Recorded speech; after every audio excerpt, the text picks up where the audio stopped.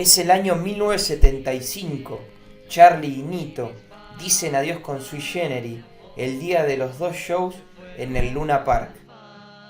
El año anterior habían armado otro proyecto junto a León Gieco, Raúl Porgetto y María Rosa Llorio, que era la novia de Charlie en ese momento y años después la madre de Miguel, su único hijo.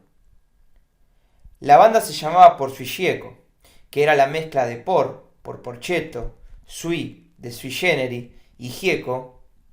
¿Lo adivinan ustedes o se los digo? Sí, por León Gieco.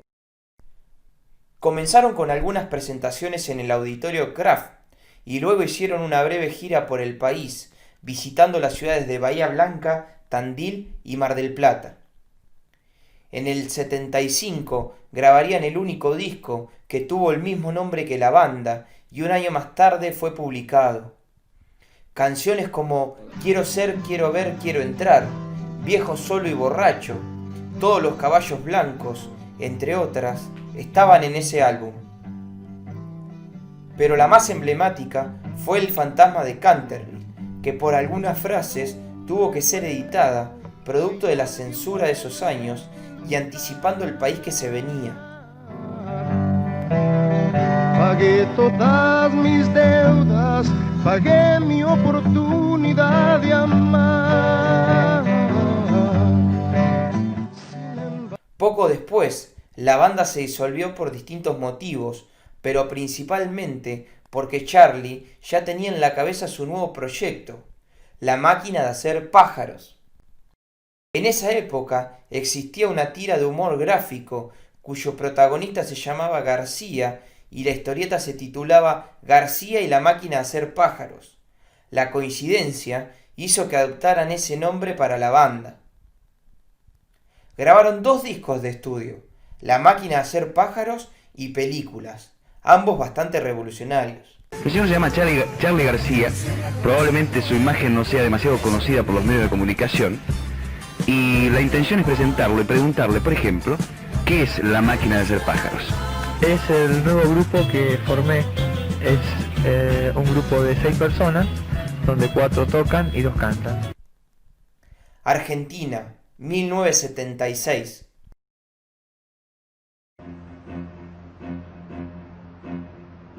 En la madrugada del 24 de marzo de 1976, tanques y tropas del ejército ocupan el casco céntrico de la capital federal.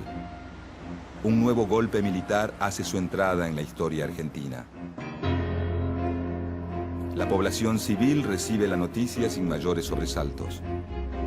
La crisis económica y la violencia política venían poniendo en jaque al gobierno de Isabel Perón, y la intervención militar era un final largamente anunciado. Los comandantes del golpe toman el poder con una clara misión: eliminar toda forma de participación popular que se oponga al proyecto político de las Fuerzas Armadas. Algunas diferencias entre sus integrantes hizo que en el 77, al igual que con Sui Generis, se separaran en un concierto en el Luna Park. La dictadura cambiaría los planes artísticos de Charlie. Entre facturas y Coca-Cola, Charlie convenció a David Lebón de irse a Brasil. A David lo había conocido tocando unos años antes en la Universidad de Belgrano. Ambos organizaron un festival llamado el Festival del Amor en el Luna Park y con esa plata se fueron a Bucios a realizar nuevas canciones. En Brasil, un dato no menor, vivía Soca, que era una joven bailarina y era la novia nueva de Charlie. 2 meses después, Charlie vuelve a Buenos Aires porque le habían quedado varados los instrumentos en la aduana, debido a que con el dinero que tenían no les alcanzaba para pasarlos. Charlie arregló el contrato con Oscar López y Billy Bond, 2 músicos de la época, que serían los productores del primer disco de su nuevo proyecto. La función del productor musical, para el que por ahí no conoce, es lo que es toda la lógica del disco. Es el que reúne las ideas, dirige la creatividad, guía a los intérpretes durante la grabación. Básicamente se encarga, es como un entrenador, digamos. Bueno, continuemos. Una noche, en un bar, tocaba Pastoral y Charlie asiste. Queda impresionado con el bajista, al que esperó después del show para ofrecerle irse a Brasil con él. Pedro Aznar aceptó. Con la plata del contrato, Charlie pudo costear el pasaje de Pedro a San Pablo, donde se juntarían a grabar el primer disco. Oscar Moro sería el otro integrante. A él lo conocía de La Máquina de Hacer Pájaros, era el baterista. Se crea Serú Girán. En este caso no tiene ningún significado ese nombre. Al volver a Argentina en el año 1978, el año del Mundial, las críticas fueron muy duras, principalmente de los medios gráficos. Fue en el Auditorio Kraft donde empezaron a cambiar su imagen, con shows que fueron muy concurridos. A pesar del gran control y censura impuesta por la dictadura, las letras de Serú transmitían metafóricamente mensajes sobre la realidad de ese momento. Estamos ciegos de ver, cansados de tanto andar. Estamos hartos de huir en la ciudad. ¿Quién sabe, Alicia, este país no estuvo hecho porque sí? Te vas a ir, vas a salir, pero te quedas donde más vas a ir. Serú Girán, La grasa de las capitales, Bicicleta, Peperina, Serú 92 serían los discos de la banda. Los Beatles criollos, como eran apodados, convirtieron en masivo el rock argentino y cuando estaban en la cima, Pedro Aznar anuncia su retiro del grupo. Charlie decide no reemplazarlo y ahí empieza a pensar su carrera como solista. La idea era sacar un disco solistas y volver a juntarse, pero Charlie, como solista, tuvo tanto éxito que fue difícil volver atrás. Argentina, 1982. La Junta Militar Argentina enfrentaba serios problemas. El 30 de marzo se llevó a cabo la primera manifestación pública masiva en 6 años. Los ciudadanos reclamaban elecciones generales. La Junta necesitaba de una acción extraordinaria que revirtiera su creciente impopularidad. La recuperación de las Malvinas, una eterna aspiración de la sociedad argentina, parecía el medio ideal para lograrlo.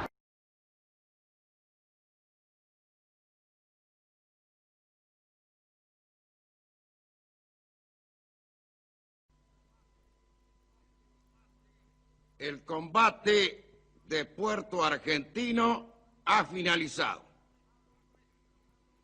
Nuestros soldados lucharon con esfuerzo supremo por la dignidad de la nación. Los que cayeron están vivos para siempre en el corazón y la historia grande.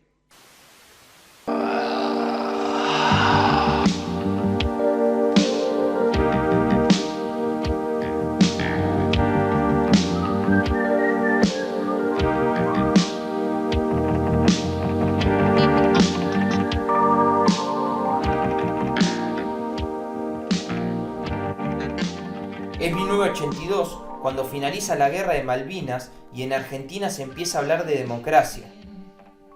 Charlie empieza a trabajar en su nuevo proceso, yendo de la cama al living, relato que contaba cómo vivía esa época de guerra. Con creatividad e ironía, como lo había hecho en distintos momentos de su carrera, logra expresar en sus letras el difícil momento que vive el país. Lanza su disco y es presentado en el Estadio Ferro, una cancha de fútbol, algo innovador para la época que un músico argentino se presente en un estadio de fútbol. La escenografía de ese show también representaría ese contexto. Era una ciudad que se derrumbaba e increíblemente fue probada solamente el día del show. Miren lo que es esto.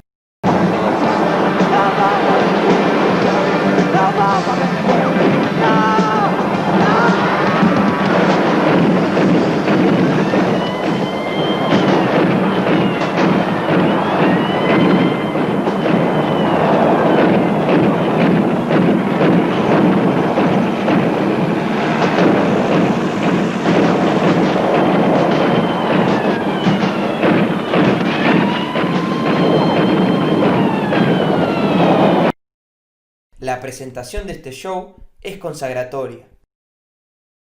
Charlie continúa con su gran inspiración y lo reafirma lanzando su nuevo disco, Click Moderno y más tarde Piano Bar. Para muchos es la época dorada del genio.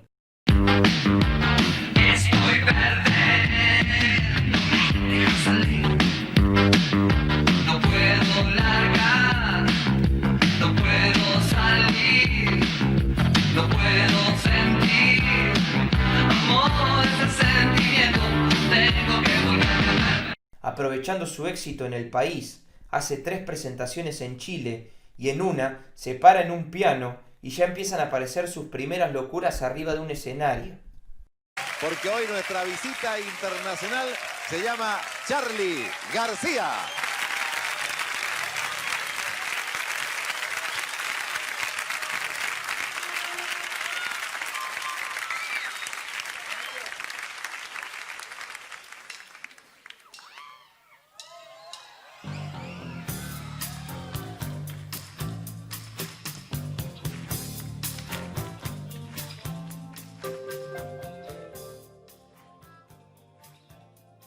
Charlie va cambiando de músicos permanentemente. Sus exigencias, sus horarios, los ensayos extensos no eran fácil para nadie. Todo este éxito hizo que Charlie tenga acceso a todo, y esto a veces puede convertirse en una trampa. Fue en Mendoza donde registró los mayores problemas. De hecho, fue de inspiración de la canción Demoliendo Hoteles. Hoy pasó el tiempo, demoliendo hoteles, mientras los globos... Que de manera literal destruyó un hotel y la policía lo detuvo en el aeropuerto, obligando a regresar y pagar los daños. No sería el único capítulo en esa ciudad. En Córdoba, en un concierto, ante algunos que lo molestaban, se bajó los pantalones y esto generó un escándalo nacional. A ver con algo que ha pasado 2 o 3 veces, digamos, donde vos, después hubo un proceso, me parece estúpido en eso. Militar. No, además del militar, Bien. también me parece. Bien, pero, ¿puedo fumar? Sí. En algún momento vos te bajaste en un recital los pantalones. Bien. Yo creo que para bajarse los pantalones, en principio, hay que tener algo importante. Pantalones. Pantalones, lo primero que hay que tener es pantalones. Lo segundo, algo importante, porque si uno no se ve nada, cuando uno se baja los pantalones no se los saca. El asunto es que ¿dónde está la foto? ¿Dónde está la foto? Como dije mi niño en la revista, el escándalo. Para que haya un escándalo tiene que haber una foto. O sea, que si soy tan hábil como para desenfundar y enfundar antes del flash, no sé si es grande, pero rápido. Charlie vive una vida de estrella de rock, noche tras noche, sin dormir y excesos. En 1986 viaja a Estados Unidos y ahí conoce una nueva droga a la que le hace una canción. Apaguen la luz, apaguen la luz, apaguen la luz.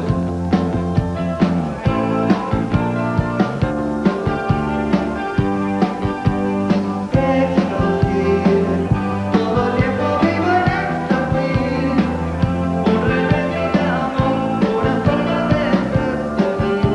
En 1987 lanza Parte de la Religión, volviendo a los primeros planos, un disco que para algunos es su mejor trabajo. Ese mismo año organiza su primera gira internacional, solamente había ido a Chile en esa época, y el rock argentino comienza a decir presente en Latinoamérica principalmente. En esa gira, además, vuelve a visitar Mendoza y la relación con la ciudad continúa tensa. Primero recorren varios hoteles porque eran despedidos. Claro, ya teniendo un historial de Charlie, ningún hotel lo quería hospedar. En uno de sus shows, destrozó el camarín y ante esto arribó la policía. Le golpearon la puerta. Charlie no abrió, no hubo caso, y al presentarse el sargento, mostrando su identidad, Charlie de adentro le respondió: ¿y quién te manda a no estudiar? Finalmente fue arrestado y pasó una noche preso. Charlie pierde a uno de sus hermanos en un accidente. Además, sumado a esto, comienzan los problemas con Soca y esos dos conflictos hacen que aumenten sus consumos. Al año siguiente se publica el disco Cómo conseguir chicas, con canciones sueltas que no habían sido publicadas porque no estaban terminadas o no encuadraban en la estructura de algún álbum. Hizo una recopilación y largó este disco. Es 1990, Charlie expone otro disco, Filosofía barata y zapatos de goma, quizás uno de los trabajos más autorreferenciales de su carrera, y está dedicado a su situación personal en esos tiempos. En este disco incluyó el himno nacional argentino, pero en una versión rockera, algo que desató un escándalo nacional.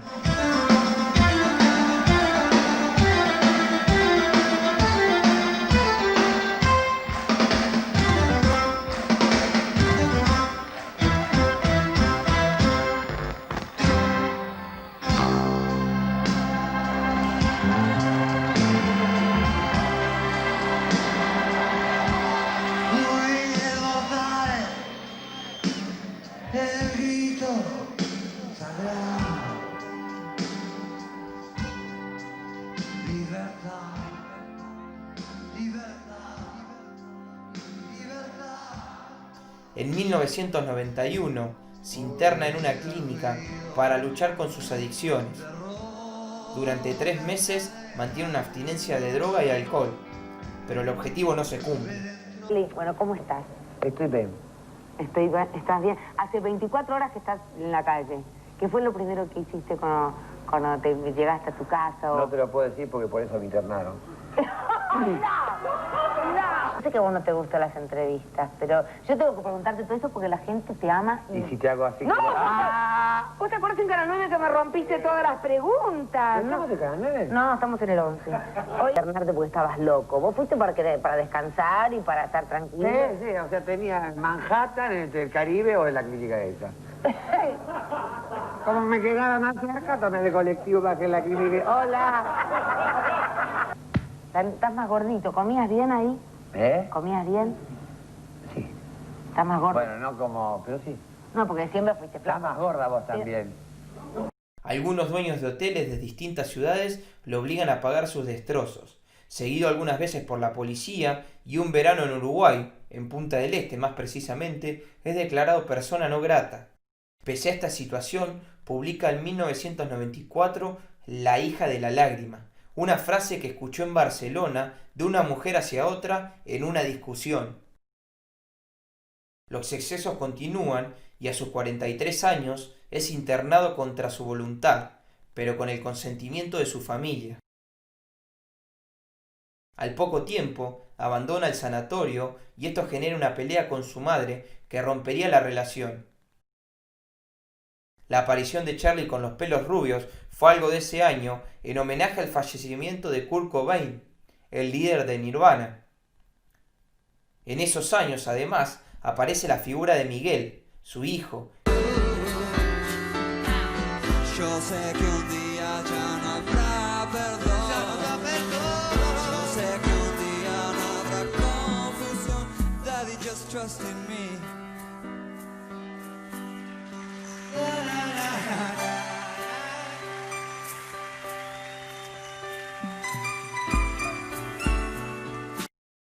Sus shows comienzan a ser una incógnita. A veces no podía terminarlos o perdía la atención, algo que generaba un cierto malestar en sus espectadores. En 1995 hace su Unplugged en MTV. En principio, generaba mucha incertidumbre en sus seguidores por el estado del cantante, pero el impredecible Charlie sorprende a todos. Le prometieron a un público alrededor y qué sé yo, estar atrás de una jaula.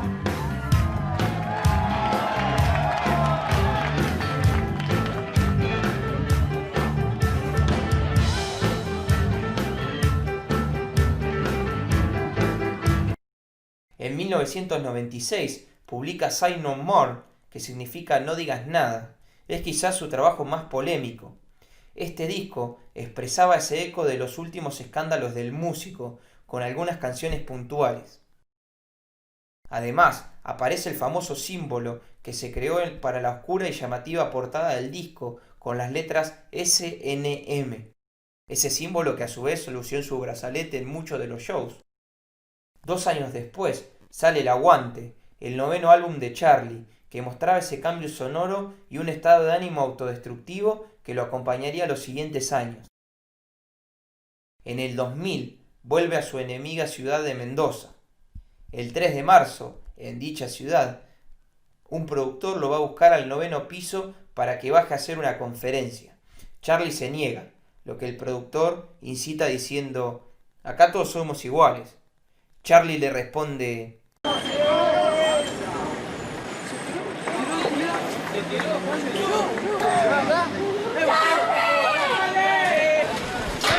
Bueno, en este momento, hace unos minutos parece que se acaba de tirar Charlie de la terraza del Hotel Aconcagua hacia el sector de la pileta. Broma de Charlie. Lo cierto es que un cuerpo saltó desde la terraza hacia la zona de la pileta.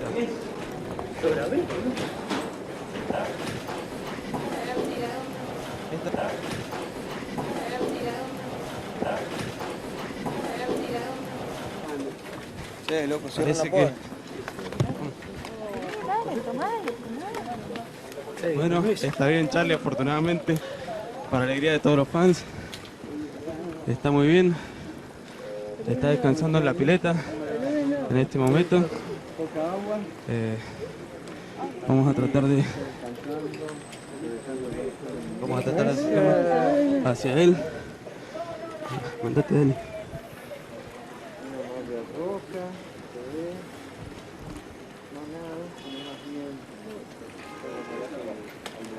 Coca-Cola. ¿Está bueno el agua? ¿Podemos ir todos? Desde ahí sí. No, pues eso hace vos nada más.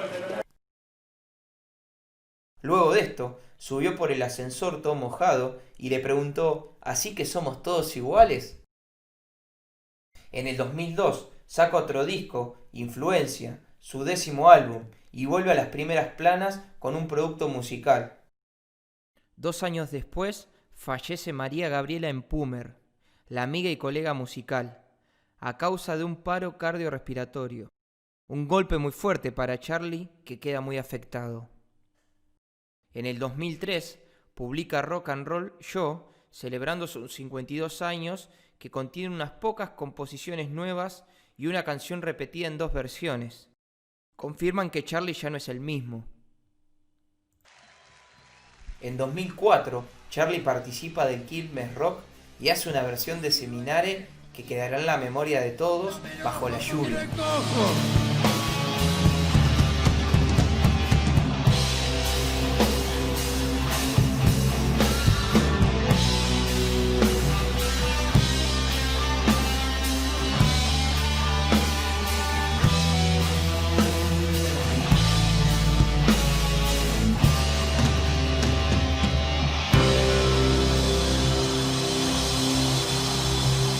No llueve, escupen.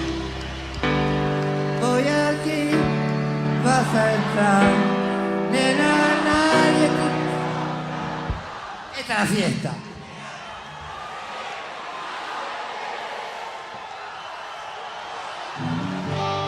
Vas aquí, vas allá, pero nunca te encontrarás.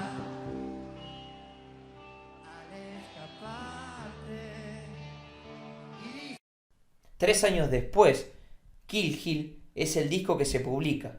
Charlie grabó la mayoría de estas canciones en Los Pájaros, el estudio privado del músico Palito Ortega, quien lo ayudó con su rehabilitación a las adicciones. En 2017 se publicaría el último disco de Charlie, Random, un disco con letras totalmente nuevas y el primero luego de su rehabilitación. Se nota un cambio en el músico a los últimos trabajos, algo más eléctrico, de luz, vinculado a los inicios, la época de Sui Generis, Cerú. Esta es la vida de Carlitos, el niño de oído absoluto, que tuvo vitíligo y se preparó para ser Charlie, el hombre de bigote bicolor, genio del arte. Pero Charlie quiso ir más allá y, desafiando los límites con escándalo y excentricidades, se convirtió en una verdadera estrella de rock.